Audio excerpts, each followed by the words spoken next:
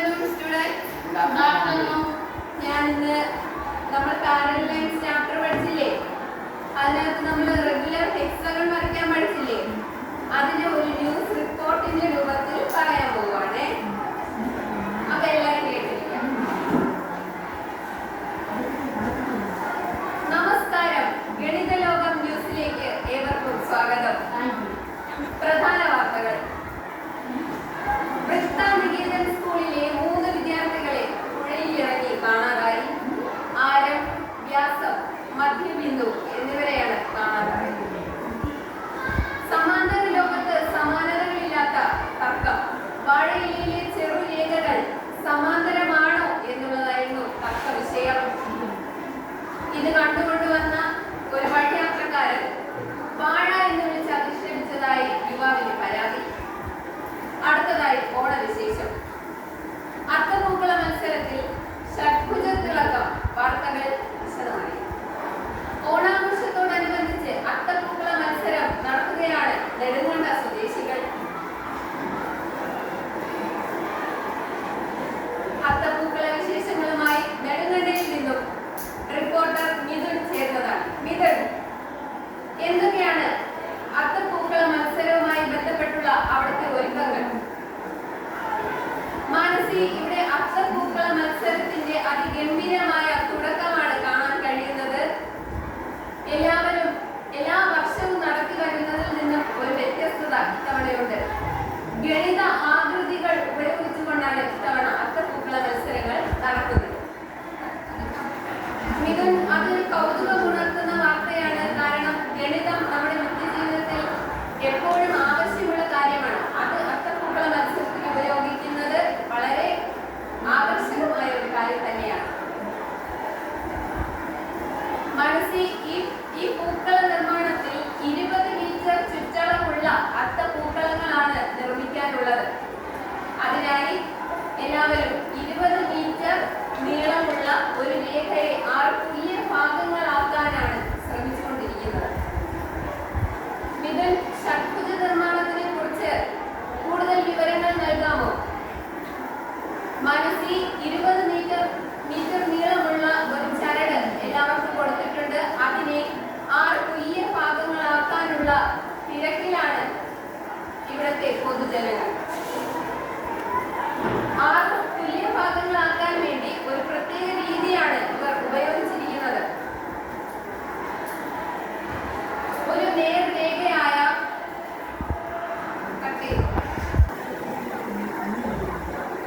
20 metre നീളമുള്ള വശത്തിനെ 6 തുല്യ ഭാഗമാക്കാനായി 6 തുല്യ ഭാഗമായി ഭാഗിക്കാൻ കഴിയുന്ന ഒരു വശമാണ് ഇവർ തിരഞ്ഞെടുത്തിരിക്കുന്നത്. അതിനായി 12 മീറ്റർ നീളമുള്ള ഒരു രേഖയാണ് ഇവർ തിരഞ്ഞെടുത്തിരിക്കുന്നത്. മിഥുൻ, ഒരു ഇടവേളയ്ക്ക് ശേഷം തിരികെ വരാം. ഇടവേള. നാട്ടിൽ വൃത്തമില്ല, രാജമനസ്സിൽ ദുഃഖം, ആരവുമില്ല, ചാപവുമില്ല, മുഖവും വാടിയിരിക്കൂ. അപ്പോൾ ടീച്ചർ ഓർത്തു, ഉണ്ടൊരുവൻ അടിക്കേമൻ, എവിടെ വൃത്തം ചേട്ടൻ എന്നവനെ പറയാനാകൂ. മധുദാനം തൂകി കോമ്പസ്, അത് വൃത്തം കേട്ട് രസിക്കൂ. ക്ഷിപ്രം രാജൻ ആരാഞ്ഞപ്പോൾ കോമ്പസ് സ്വയം വരച്ചു. കോമ്പസ് വരയിൽ വൃത്തം തന്നോട് കൊട്ടാരത്തിൽ എത്തി. കോമ്പസ് വരയിൽ കൊട്ടാരത്തിൽ എത്തി. കാക്കിരി നാട്ടിൽ കോമ്പസ് എത്തി, ഒപ്പം വൃത്തവും എത്തി. വീണ്ടും തിരികെ വരാം. മിഥുൻ, എന്തൊക്കെയാണ് ഇപ്പോഴത്തെ സംഭവ വികാസങ്ങൾ? മനസ്സി, ഇപ്പോൾ വരച്ച 12 സെന്റിമീറ്റർ നീളമുള്ള രേഖയെ 6 തുല്യ ഭാഗങ്ങളാക്കാനുള്ള ഒരുക്കത്തിലാണ്. അപ്പൊ ഇതുവരെ നമ്മൾ എന്താ പറഞ്ഞത്?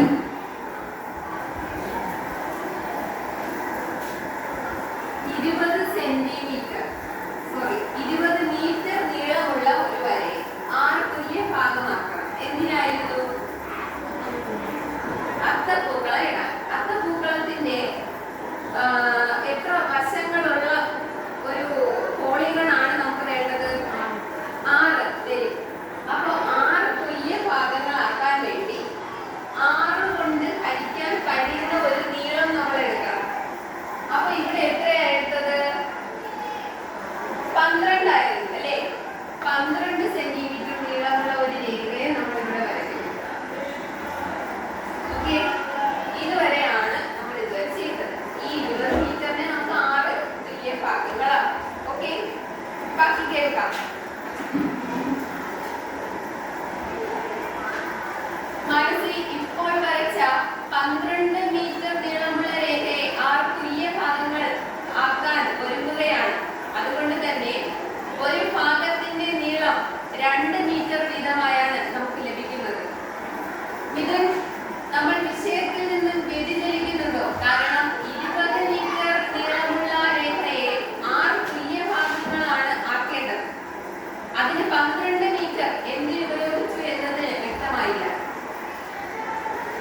മനസ്സിൽ 20 മീറ്ററിനെ 6 തുല്യ ഭാഗമാക്കാൻ എളുപ്പമല്ലാത്തതിനാൽ 6 തുല്യ ഭാഗമാക്കാൻ എളുപ്പമുള്ള ഒരു സംഖ്യയായ 12 മീറ്റർ നമ്മൾ എടുക്കുന്നു എന്നുള്ളതാണ്. ശരി മിഥുൻ, തുടർന്ന് എന്താണ് സംഭവിച്ചത്? തുടർന്ന് ഈ രണ്ട് രേഖകളുടെയും അറ്റങ്ങൾ യോജിപ്പിച്ച് അതിനെ ഒരു ത്രികോണമാക്കുകയാണ്. മിഥുൻ, ഇപ്പോൾ കിട്ടിയ പുതിയ വശത്തിന് അവിടെ എന്താണ് പ്രസക്തി? പുതിയ വശം ഏതാണ്? ഇത് യോജിപ്പിച്ച് ത്രികോണമാക്കുക. ഈ പുതിയ വശത്തിന് എന്താണ് പ്രസക്തി എന്നുള്ളതാണ്. നോക്കാം. മനസ്സിൽ ഇപ്പോൾ വരച്ചു ചേർത്ത രേഖയാണ് ഇവിടുത്തെ താരം. ഈ വര ഉപയോഗിച്ചാണ് നമ്മൾ ആദ്യ രേഖയെ 6 തുല്യ ഭാഗങ്ങൾ ആക്കാൻ പോകുന്നത്.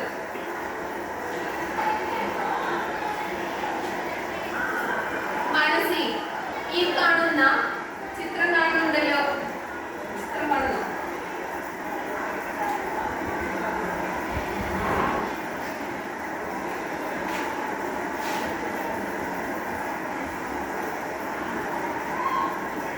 മനസ്സിൽ ഈ കാണുന്ന BCക്ക് സമാന്തരമായാണ് നമ്മൾ ACയിലെ ബിന്ദുക്കളിലൂടെ രേഖകൾ വരയ്ക്കുന്നത്. അത് വലിയ കൗതുകമുണർത്തുന്ന ഒരു കാര്യമാണ്. ഇതിൽ തുടർന്ന് എന്താണ് ചെയ്യുക? മനസ്സിൽ BCക്ക് സമാന്തരമായി വരയ്ക്കുന്ന രേഖകൾ AB രേഖകൾ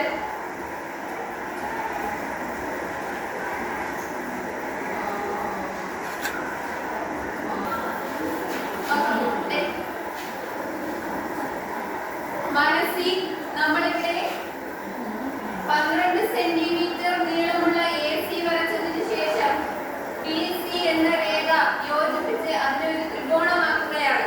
എന്തിനാണെന്ന് വെച്ചാൽ ഈ BC ആണ് ഇവിടുത്തെ താരം. കാരണം BCക്ക് സമാന്തരമായാണ് നമ്മളിവിടെ സമാന്തര രേഖകൾ വരയ്ക്കുന്നത്. അതിനായി നമ്മൾ ACയെ 6 തുല്യ ഭാഗങ്ങളാക്കുന്നുണ്ട്. അതിനുശേഷം BCക്ക് സമാന്തരമായി ACയിലെ ഈ പുതിയ ബിന്ദുക്കളിലൂടെ നേർരേഖകൾ വരയ്ക്കുകയാണ്. അത് BCക്ക് സമാന്തരമായിരിക്കും.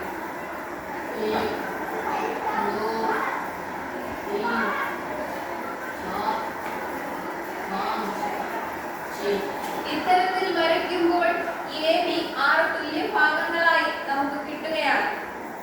ഈ ഓരോ ഭാഗങ്ങളും തുല്യ അളവുകളിലായിട്ടായിരിക്കും ഉണ്ടായിരിക്കുന്നത്. മിഥുൻ, തുടർന്ന് എന്താണ് ഇതിന്റെ പ്രക്രിയ?